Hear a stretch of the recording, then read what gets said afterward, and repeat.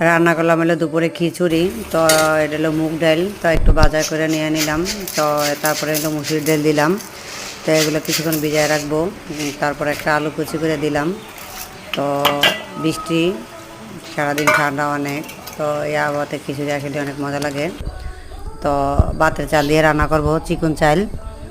তো 2 পর চাল, মানুষ আছে কম, আমরা 2 জন মানুষ, টোটালে 3 জন আর কি। তো মুরগির মাংস থেকে ফ্রিজে সেটাই কষা আগে নিলাম। তো ডালটা দিয়ে আলুটা আর কি কষায় নিলাম, যাতে ডালটা তাড়াতাড়ি ফুটে যায়, জল যাতে বেশিক্ষণ লাগবে না।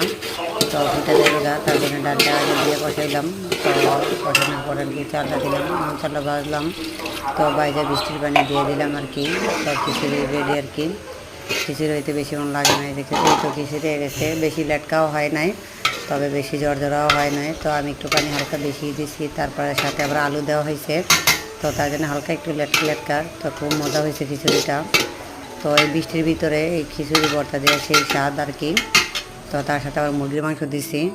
তো খিচুড়ি কেমন হয়েছে সবাই কমেন্ট করে জানাবেন, আর লাইক কমেন্ট করবেন। আসসালামু আলাইকুম, সবাই ভালো থাকবেন।